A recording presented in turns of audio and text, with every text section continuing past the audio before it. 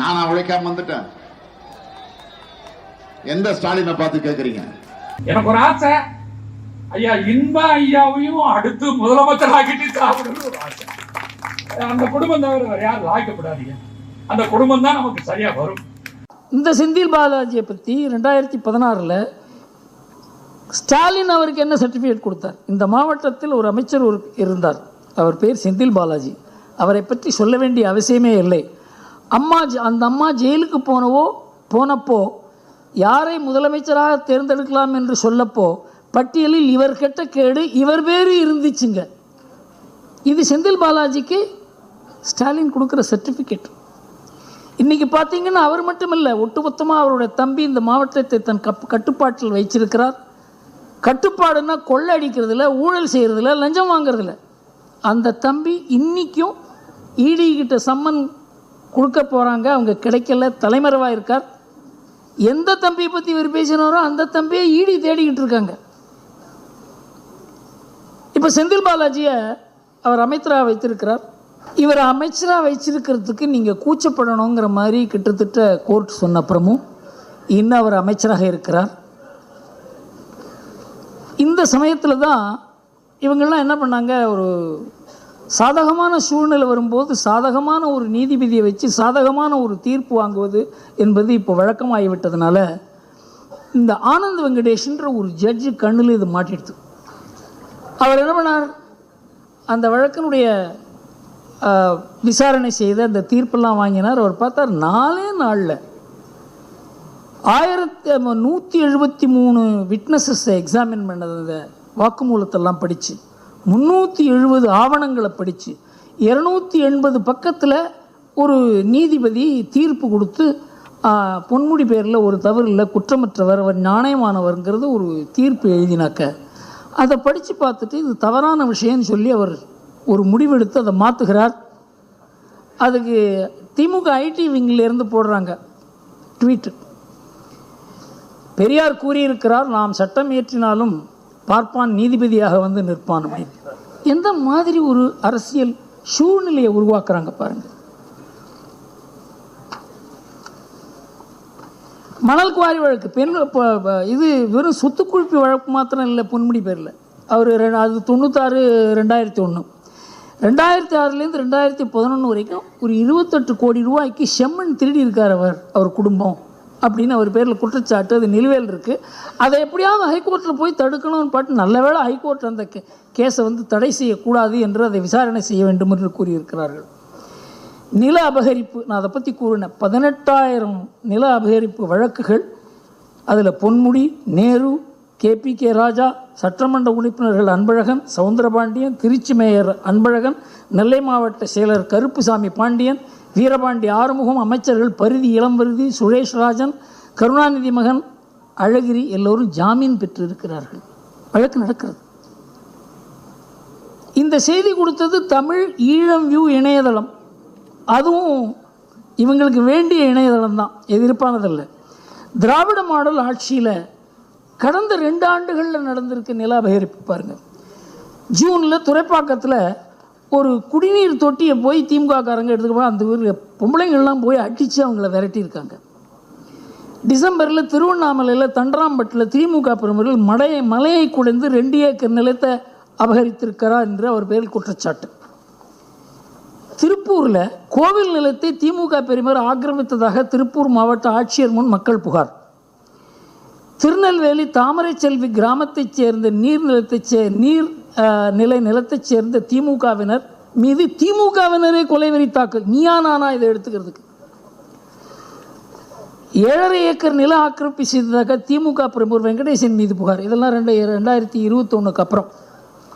நெல்லை மாவட்டம் சங்கர் பகுதியில் திமுக செயற்குழு உறுப்பினர் பேச்சு பாண்டியன் வேறொருவருக்கு சொந்தமான நிலத்தை ஆக்கிரமிப்பு செய்ய முயற்சித்து அதை எதிர்த்த உரிமையாளர்கள் தந்தை மகன் 20 பேரும் கொலைவெறி தாக்குதல். மேடவாக்கம் குணசேகரன் நிலத்தை திமுக கவுன்சிலர் ஆக்கிரமிப்பு, குணசேகரன் தீக்குளிக்க முயற்சி. மெட்ரோ ரயில் நிலையத்துக்கு சொந்தமான நிலத்தை திமுக MP கலாநிதி வீராசாமி ஆக்கிரமிப்பு. பொது மருத்துவமனை கட்டி வசூல். உயர் நீதிமன்றம் 1 மாதம் கெடு வெடித்திருக்காங்க, இதை திருப்ப கொடுக்கணும்னு சொல்லி. 186 ஏக்கர் நிலம் நீர்நிலைகள் அபகரிப்பு. திமுக நாடாளுமன்ற உறுப்பினர் TRVS ரமேஷ் மீது உயர்நீதிமன்றம் விசாரணை செய்ய உத்தரவிட்டு குற்றச்சாட்டுகளின் தன்மையும் பட்டா நிலங்கள் மாற்றப்பட்ட அரசு நிலத்தின் அளவையும் நீர்நிலைகளையும் பட்டா நிலமாக மாற்றியதை பார்த்து எங்களுக்கு அதிர்ச்சி என்று கூறியிருக்கிறது. பாருங்கள், அந்த டிஎன்ஏவில் இந்த நில அபகரிப்பு அப்படிங்கிறது ஊறி இருக்கிறது. அதில் இந்த இவர் இருக்கிற மா சுப்பிரமணியன் அவர் ஒரு மீட்டிங்கில் பேசும்போது அதை வீடியோ எடுத்துட்டாங்க. நாங்கள் இந்த ஆக்கிரமிப்பு நிலத்தெல்லாம் திருப்பி எடுக்கணும்னு நம்ம நினைக்கிறது இல்லை. இந்த கோர்ட்டு பண்ணுற ஒரு தொந்தரவால் தான் நாங்கள் இதை பண்ணுறோமே தவிர, இல்லைன்னா நாம் ஒன்றும் பண்ண மாட்டோம். உங்களுக்கெல்லாம் ஆதரவாக தான் இருக்கார் முதல்வர்னு பேசுகிறார் சார்.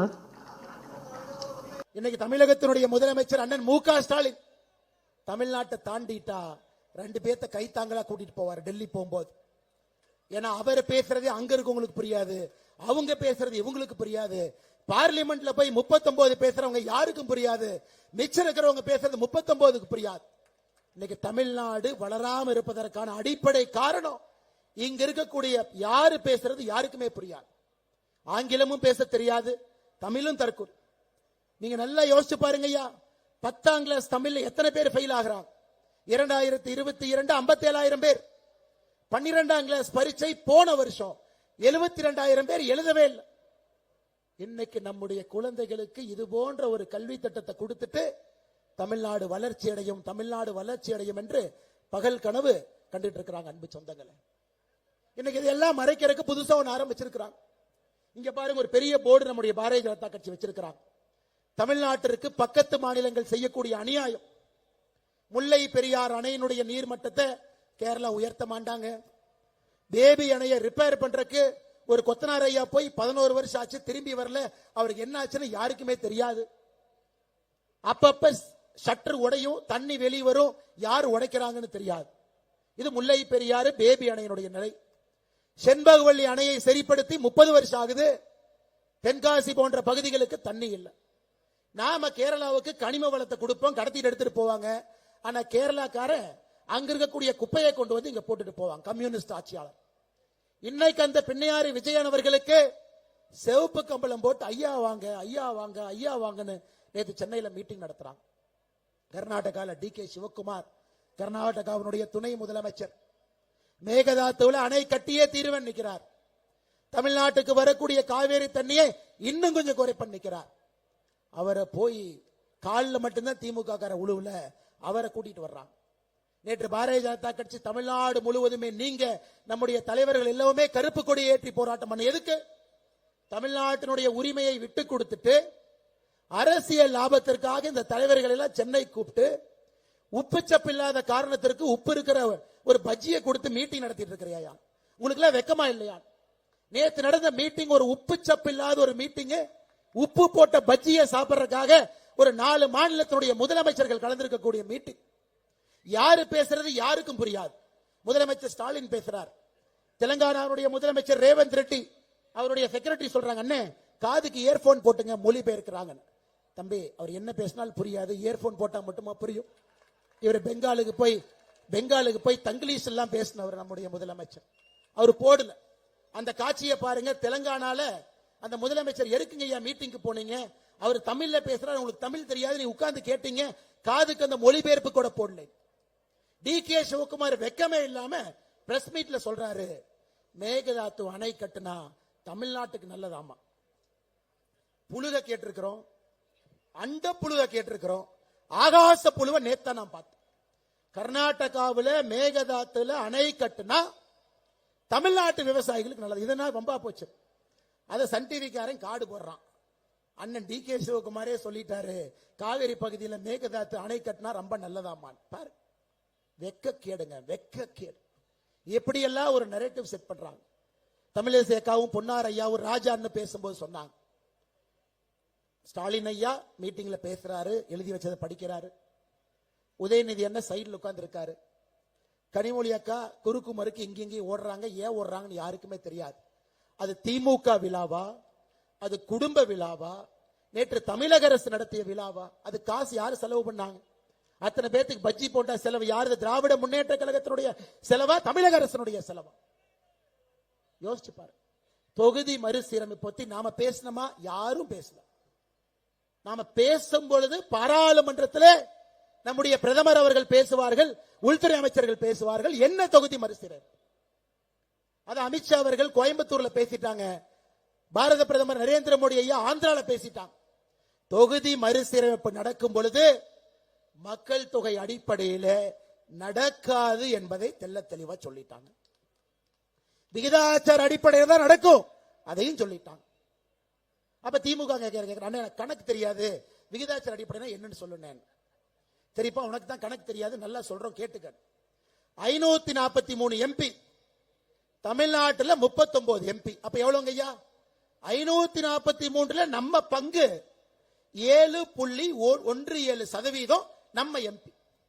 உத்தரப்பிரதேசம் 80 எம்பி 543, அவங்க பங்கு 14.74% உத்தரப்பிரதேஷ், 14% யூபி, 7.17% நாம மொத்த எம்பி. நாளைக்கு 543 எவ்வளவு பெருசானாலும் அதுல 7.17 தமிழ்நாட்டுக்கு, அதுல 14.7 யூபிக்கு. முடிஞ்சு போச்சு, கதை முடிஞ்சு போச்சு. எல்லாம் பெட்டி கட்டிட்டு கிளம்புங்கன்னு சொன்னாலும் திமுக காரை கூட்டம் போடுறான். யாருக்கும் ஒரு சீட்டு குறையாது, யாருக்கும் ஒரு சீட்டு ஏறாது. விகிதாச்சார அடிப்படையில் இன்னைக்கு என்ன இருக்கோ நாளைக்கு அதான் சொன்ன பிறகு, அப்ப தென் மாநிலங்களுக்கு மட்டும் விகிதாச்சாரம், வட மாநிலத்துக்கு மக்கள் தொகையா? முட்டா பையில அப்படி எப்படி பண்ண முடியும்? மக்கள் தொகைன்னு வச்சா முழுசா மக்கள் தொகை வைப்பாங்க, விகிதாச்சாரம் வச்சா முழுசா விகிதாச்சாரம் வைப்பாங்க. இப்படிப்பட்ட முட்டாள்களாக திராவிட முன்னேற்ற கழகத்தினுடைய தலைவர்கள் இருக்கிறாங்க. அதுக்கு ஒரு கூட்டம் போடுறாங்க. அதுக்கு 4 முதலமைச்சர் வர்றாங்கன்னா அந்த முதலமைச்சர் வேலையே இல்லாம ஊர்ல வெட்டி என்ன பண்ணிட்டு இருப்பாங்க யோசிச்சு பாரு. ஒரு வேலை இருக்கிற முதலமைச்சர் வருவாங்களா? பாராளுமன்றத்தில் சொல்லல, தொகுதி மறுசீரமைப்பு பத்தி பேசல, அதை பத்தி யாருமே கேள்வி கேட்கல. இங்க வேலை இல்லாத ஒரு முதலமைச்சர் ஐயா மு.க. ஸ்டாலின் கூட்டம் போடுறாருன்னு 3 பேர் வேலை இல்லாம பிளைட்டை பிடிச்சு வர்றாங்க. கொடுமை, கொடுமை. இதையெல்லாம் பார்க்க வேண்டிய ஒரு துர்பாகியம் தமிழக மக்களுக்கு இருக்கு.